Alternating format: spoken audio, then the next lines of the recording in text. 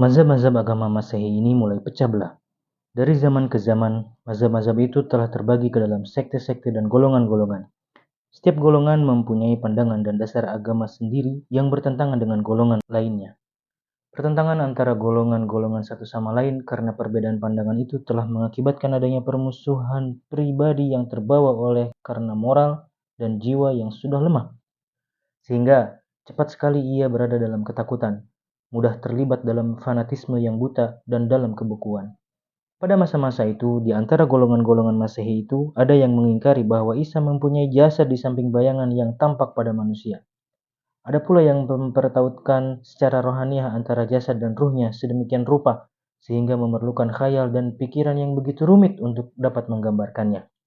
Dan di samping itu ada pula yang mau menyembah Maryam, sementara yang lain menolak pendapat bahwa ia tetap perawan sesudah melahirkan Al-Masih. Terjadinya pertentangan antara sesama pengikut-pengikut Isa itu adalah peristiwa yang biasa terjadi pada setiap umat dan zaman. Apabila ia sedang mengalami kemunduran, soalnya hanya terbatas pada teori, kata-kata, dan bilangan saja. Dan pada tiap kata dan tiap bilangan itu ditafsirkan pula dengan bermacam-macam arti. Ditambah dengan rahasia-rahasia, ditambah dengan warna-warni khayal yang sukar diterima akal, dan hanya dapat dikunyah oleh perdebatan-perdebatan sofisme yang kaku saja. Salah seorang pendeta gereja berkata, seluruh penjuru kota diliputi oleh perdebatan. Orang dapat melihatnya dalam pasar-pasar, di tempat-tempat penjual pakaian, penukaran uang, pedagang makanan. Jika ada orang bermaksud hendak menukar sekeping emas, ia akan terlibat ke dalam suatu perdebatan tentang apa yang diciptakan dan apa yang bukan diciptakan. Kalau ada orang yang hendak menawar harga roti, maka akan dijawabnya, Bapa lebih besar dari putra, dan putra tunduk kepada Bapa.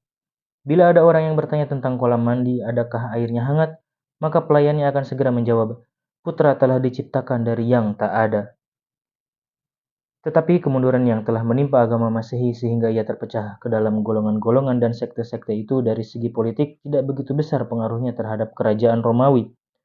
Kerajaan itu tetap kuat dan kukuh. Golongan-golongan itu pun tetap hidup di bawah naungannya dengan tetap adanya semacam pertentangan, tapi tidak sampai orang melibatkan diri ke dalam polemik teologi atau sampai memasuki pertemuan-pertemuan semacam itu yang pernah diadakan guna memecahkan suatu masalah. Suatu keputusan yang pernah diambil oleh golongan tidak sampai mengikat golongan yang lain. Dan kerajaan pun telah pula melindungi semua golongan itu dan memberi kebebasan kepada mereka mengadakan polemik yang sebenarnya telah menambah kuatnya kekuasaan kerajaan dalam bidang administrasi tanpa mengurangi penghormatannya kepada agama. Setiap golongan jadinya bergantung kepada belas kasihan penguasa. Bahkan ada dugaan bahwa golongan itu menggantungkan diri mereka kepada adanya pengakuan pihak yang berkuasa itu. Sikap saling menyesuaikan diri di bawah naungan imperium itu yang pula menyebabkan penyebaran agama Masehi tetap berjalan dan dapat diteruskan dari Mesir di bawah Romawi sampai ke Ethiopia yang merdeka, tapi masih dalam lingkungan persahabatan dengan Romawi. Dengan demikian, ia mempunyai kedudukan yang sama kuatnya sepanjang Laut Merah seperti di sekitar Laut Tengah itu. Dari wilayah Syam, ia menyeberang ke Palestina. Penduduk Palestina dan penduduk Arab Ghassan yang pindah ke sana telah pula menganut agama itu. Sampai ke pantai Furat, penduduk Hira, Lakhmid, dan Mundir yang berpindah dari pedalaman Sahara yang tandus ke daerah-daerah subur juga demikian. Yang selanjutnya mereka tinggal di daerah itu beberapa lama untuk kemudian hidup di bawah kekuasaan Persia Majusi. Dalam pada itu, kehidupan Majusi di Persia telah pula mengalami kemunduran seperti agama Masehi dalam Imperium Romawi. Kalau dalam agama Majusi menyembah api itu merupakan gejala yang paling menonjol, maka yang berkenaan dengan dewa kebaikan dan kejahatan pengikut-pengikutnya telah terpecah belah juga menjadi golongan-golongan dan sekte-sekte pula. Tapi di sini bukan tempatnya menguraikan semua itu. Sungguh pun semua kekuasaan politik Persia tetap kuat juga. Polemik keagamaan tentang lukisan dewa serta adanya pemikiran bebas yang tergambar di balik lukisan itu tidaklah mempengaruhinya. Golongan-golongan agama yang berbeda-beda itu berlindung di bawah Raja Persia. Dan yang lebih memperkuat pertentangan itu ialah karena memang sengaja digunakan sebagai suatu cara supaya satu dengan yang lain saling berpukulan. Atas dasar kekhawatiran, bila salah satunya menjadi kuat, maka raja atau salah satu golongan itu akan memikul akibatnya. Kedua kekuatan yang sekarang sedang berhadap-hadapan itu ialah kekuatan Kristen dan kekuatan Majusi. Kekuatan Barat berhadapan dengan kekuatan Timur.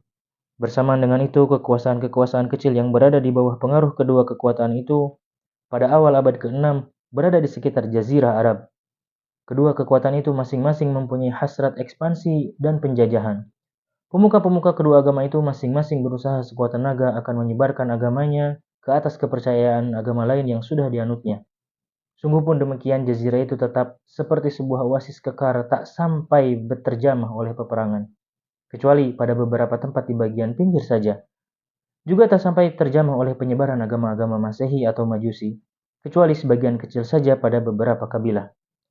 Gejala demikian ini dalam sejarah kadang tampak aneh atau tidak kita lihat letak dan iklim jazirah itu serta pengaruh keduanya terhadap kehidupan penduduknya dalam aneka macam perbedaan dan persamaan serta kecenderungan hidup mereka masing-masing. Jazirah Arab bentuknya memanjang dan tidak paralelogram. Ke sebelah utara Palestina dan Padang Syam, ke sebelah timur Hira, Dijla atau Tigris, Furat atau Euphrates, dan Teluk Persia. Ke sebelah selatan Samudra Indonesia dan Teluk Aden, sedang ke sebelah barat Laut Merah. Jadi, dari sebelah barat dan selatan daerah ini dilingkungi lautan. Dari utara Padang Sahara dan dari timur Padang Sahara dan Teluk Persia.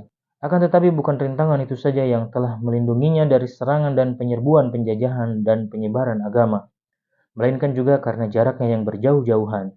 Panjang semenanjung itu melebihi 1000 km. Demikian pula luasnya sampai 1000 km. Dan yang lebih-lebih lagi melindunginya ialah tandusnya daerah ini yang luar biasa hingga semua penjajah merasa enggan melihatnya. Daerah yang seluas itu sebuah sungai pun tak ada. Musim hujan yang akan dapat dijadikan pegangan dalam mengatur sesuatu usaha juga tidak menentu. Kecuali daerah Yaman yang terletak di sebelah selatan yang sangat subur tanahnya dan cukup banyak hujan turun. Wilayah Arab lainnya terdiri dari gunung-gunung, dataran tinggi, lembah-lembah tandus, serta alam yang gersang. Tak mudah orang akan dapat tinggal menetap atau akan memperoleh kemajuan. Sama sekali hidup di daerah itu tidak menarik selain hidup menggembara terus-menerus dan mempergunakan unta sebagai kapalnya di tengah-tengah lautan padang pasir itu, sambil mencari padang hijau untuk makan ternaknya. Beristirahat sebentar sambil menunggu ternak itu menghabiskan makanannya, sesudah itu berangkat lagi mencari padang hijau baru di tempat lain. Tempat-tempat beternak yang dicari oleh orang-orang Badui Jazirah biasanya di sekitar mata air yang menyumber dari bekas air hujan. Air hujan yang turun dari celah-celah batu di daerah itu. Dari situlah tumbuhnya padang hijau yang terserak di sana-sini dalam wahah-wahah yang berada di sekitar mata air. Sudah wajar sekali dalam wilayah demikian itu yang seperti Sahara Afrika Raya yang luas, tak ada orang yang dapat hidup menetap. Dan cara hidup manusia yang biasa pun tidak pula dikenal. Juga sudah biasa bila orang yang tinggal di daerah itu tidak lebih maksudnya hanya sekedar menjelajahinya dan menyelamatkan diri saja, kecuali di tempat-tempat yang tak seberapa, yang masih ditumbuhi rumput dan tempat beternak. Juga sudah sewajarnya tempat-tempat itu tetap tak dikenal karena sedikitnya orang yang mau mengembara dan mau menjelajahi daerah itu. Praktis orang zaman dahulu tidak mengenal jazirah Arab selain Yaman. Hanya saja letaknya itu telah dapat menyelamatkan dari pengasingan dan penghuninya pun dapat bertahan diri. Pada masa itu, orang belum merasa begitu aman mengarungi lautan guna mengangkut barang dagangan atau mengadakan pelayaran. Dari peribahasa Arab yang dapat kita lihat sekarang menunjukkan bahwa ketakutan orang menghadapi laut sama seperti menghadapi maut. Tetapi, bagaimanapun juga untuk mengangkut barang dagangan itu harus ada jalan lain selain mengarungi bahaya maut itu.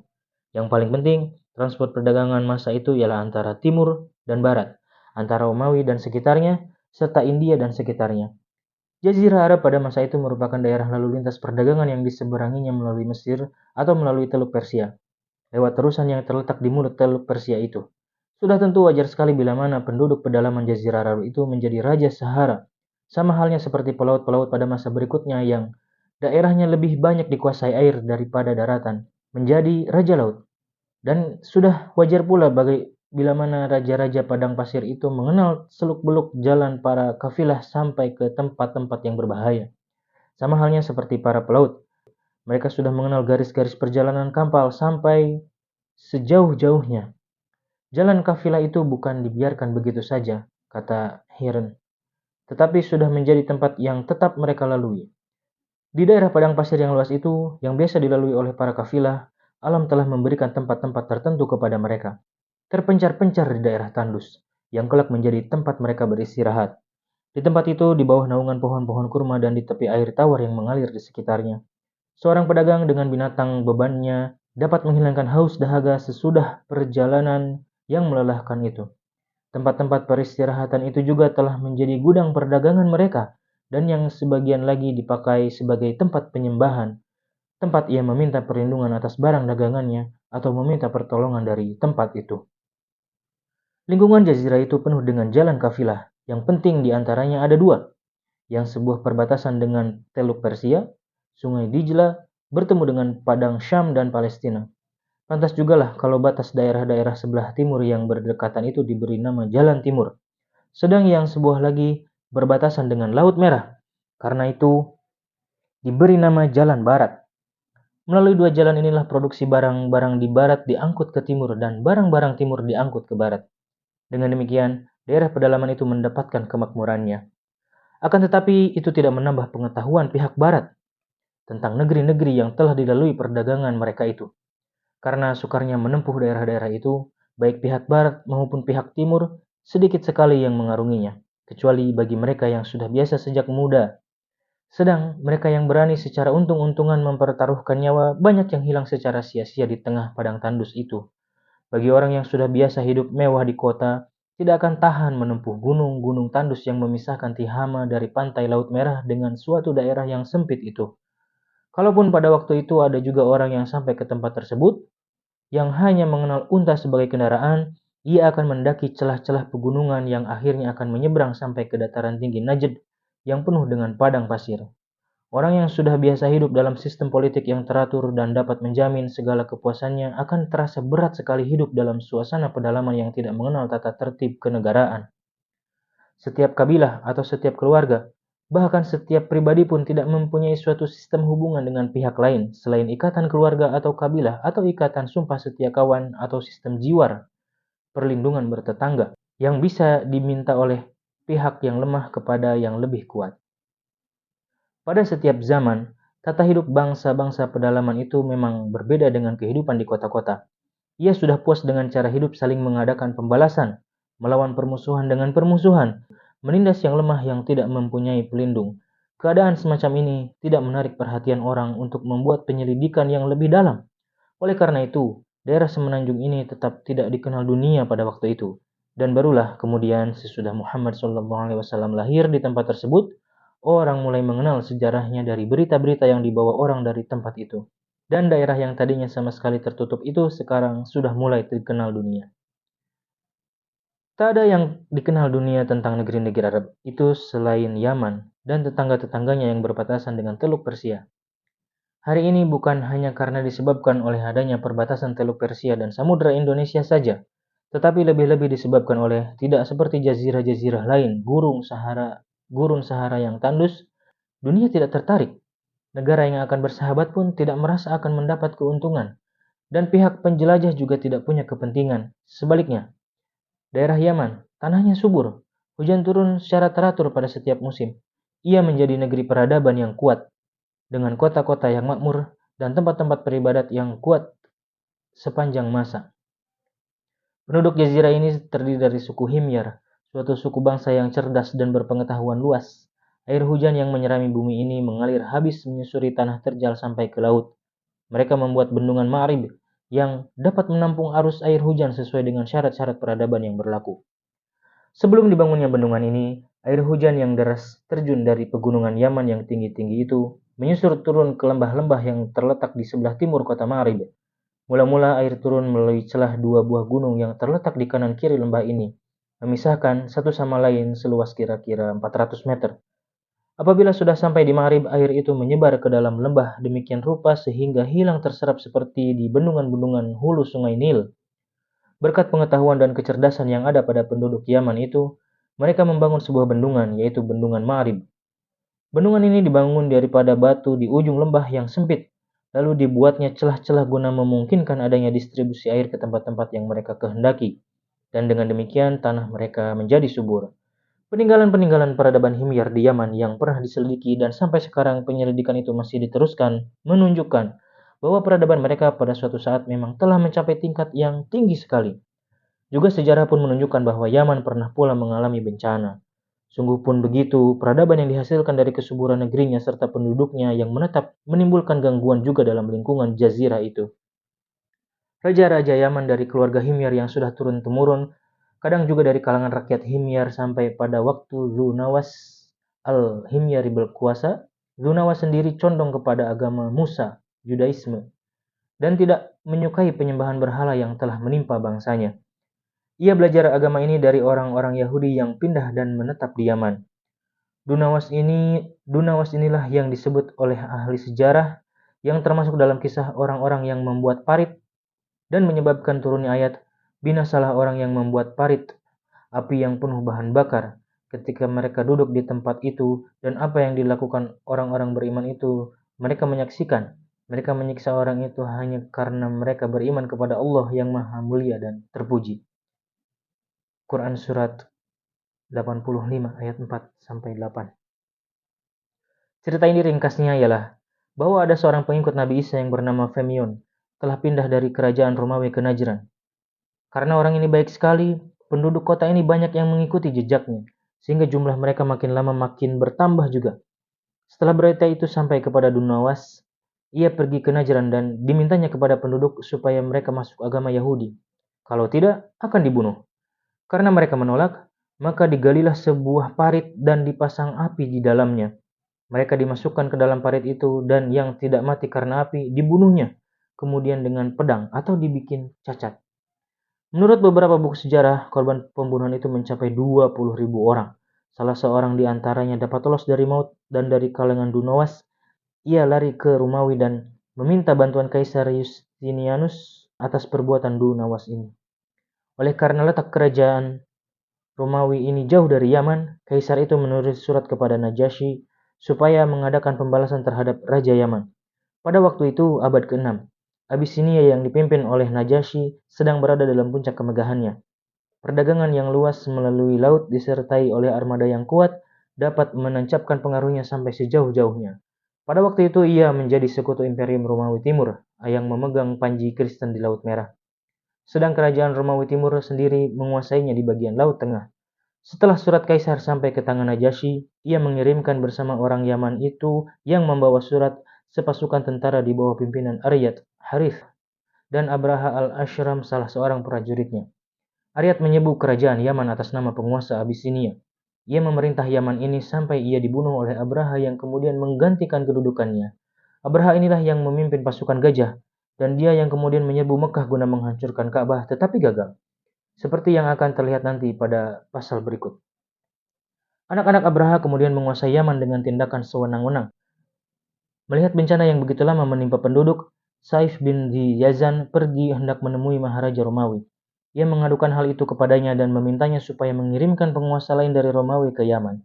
Tetapi karena adanya perjanjian persekutuan antara Kaisar Justinianus dengan Najasyi, tidak mungkin ia dapat memenuhi permintaan Saif bin Yazan itu.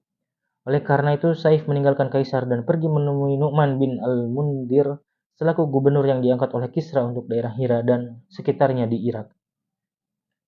Nu'man bin Saif bin Ziyazan bersama-sama datang menghadap Kisra Parvez. Waktu itu, ia sedang duduk dalam ruangan resepsi, Iwan Kisra, yang megah dihiasi oleh lukisan-lukisan Bima Sakti pada bagian tahta itu. Di tempat musim dinginnya, bagian ini dikelilingi oleh tabir-tabir dari bulu binatang yang mewah sekali. Di tengah-tengah itu bergantungan lampu-lampu kendil, terbuat dari perak dan emas, dan diisi penuh dengan air tawar. Di atas takhta itulah terletak mahkotanya yang besar, berhiaskan batu delima, kristal dan mutiara bertali emas dan perak, tergantung dengan rantai dari emas pula. Ia sendiri memakai pakaian serba emas. Setiap orang yang memasuki tempat itu akan terpesona oleh kemegahannya. Demikian pula dengan halnya Saif bin Ziyazan. Kisra menanyakan maksud kedatangannya itu dan Saif pun bercerita tentang kekejaman Abyssinia di Yaman. Sungguh pun pada mulanya Kisra Parvez ragu-ragu, tetapi kemudian ia mengirimkan juga pasukannya di bawah pimpinan Wahraz atau Shahrafaraz, salah seorang keluarga ningrat Persia yang paling berani. Persia telah mendapat kemenangan dan orang-orang Abyssinia dapat diusir dari Yaman yang sudah didudukinya selama 72 tahun. Sejak itulah Yaman berada di bawah kekuasaan Persia. Dan ketika Islam lahir, seluruh daerah Arab itu dalam naungan agama baru ini. Akan tetapi orang-orang asing yang telah menguasai Yaman itu tidak langsung di bawah kekuasaan Raja Persia. Terutama hal itu terjadi setelah Shiruyakafat II membunuh ayahnya, Kisra Parvez, dan dia sendiri menduduki takhta. Ia membayangkan dengan pikirannya yang picik itu bahwa dunia dapat dikendalikan sekehendaknya dan bahwa kerajaannya membantu memenuhi kehendaknya yang sudah hanyut dalam hidup kesenangan itu. Masalah-masalah kerajaan banyak sekali yang tidak mendapat perhatian karena dia sudah mengikuti hawa nafsunya sendiri. Ia pergi memburu dalam suatu kemewahan yang belum pernah terjadi. Ia berangkat diiringi oleh pemuda-pemuda ningrat berpakaian merah, kuning, dan lembayung. Dikelilingi oleh pengiring-pengiring yang membawa burung elang dan harimau yang sudah dijinakkan dan ditutup moncongnya.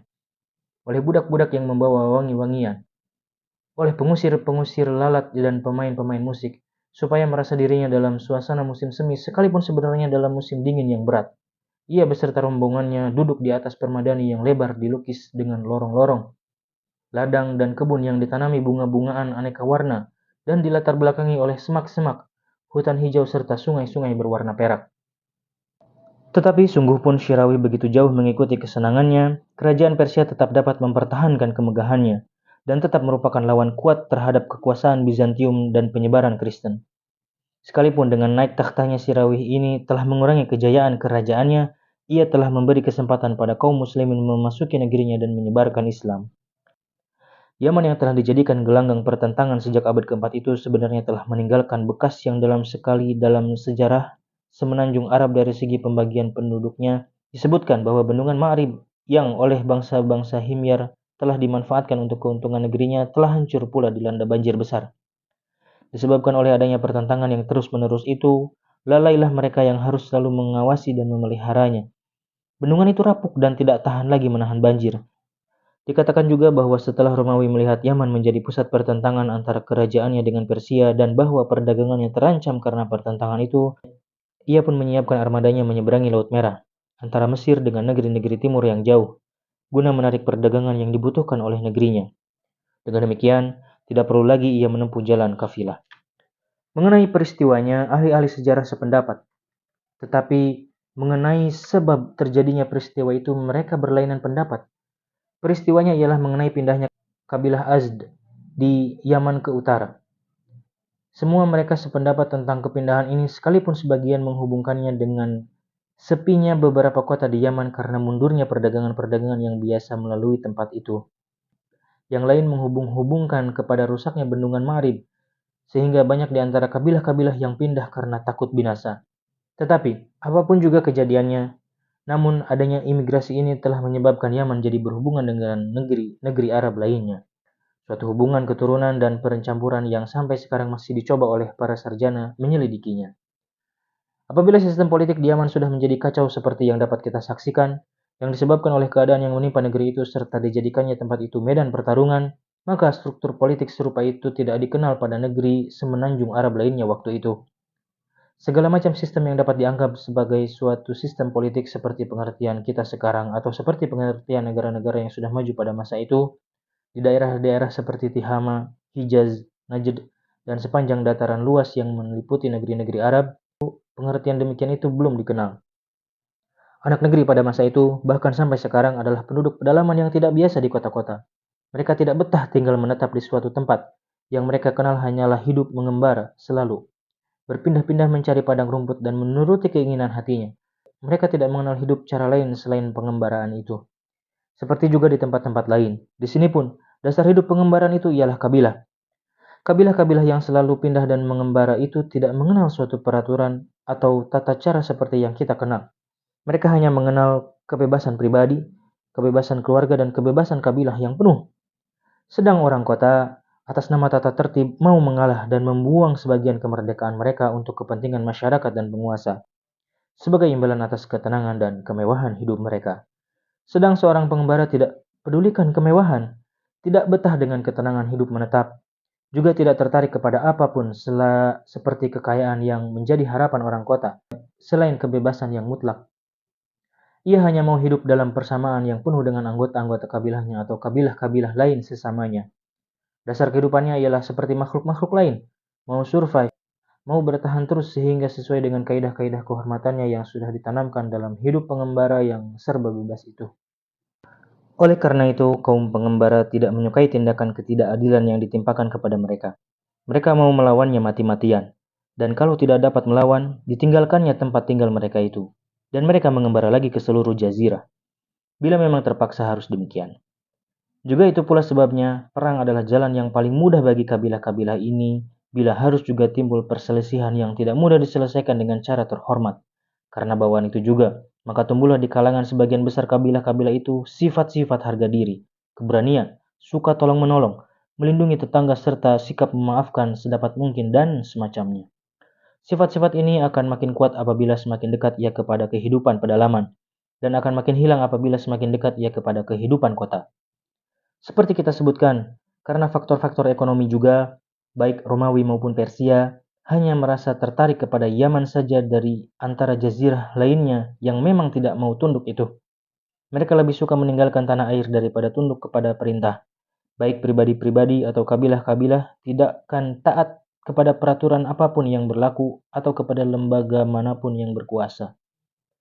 Sifat-sifat pengembaraan itu cukup mempengaruhi daerah yang kecil dan tumbuh di sekitar jazirah karena adanya perdagangan para kabilah, seperti yang sudah kita terangkan. Daerah-daerah ini dipakai oleh para pedagang sebagai tempat beristirahat sesudah perjalanan yang begitu meletihkan. Di situ mereka bertemu dengan tempat-tempat pemujaan sang dewa guna memperoleh keselamatan bagi mereka serta menjauhkan mara bahaya gurun Sahara serta menghadapkan perdagangan mereka selamat sampai tempat tujuan. Kota-kota seperti Mekah, Taif, Yasrib, dan yang sejenisnya itu telah menjadi oase yang terserak di celah-celah gunung atau gurun pasir. Terpengaruh juga oleh sifat-sifat pengembaraan demikian itu dalam susunan kabilah serta cabang-cabangnya.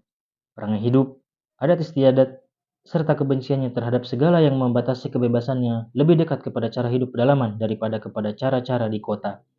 Sekalipun mereka dipaksa oleh suatu cara hidup yang menetap, yang tentunya tidak sama dengan cara hidup pedalaman. Dalam pembicaraan tentang Mekah dan Yasrib pada pasal berikut ini akan terlihat agak lebih terperinci.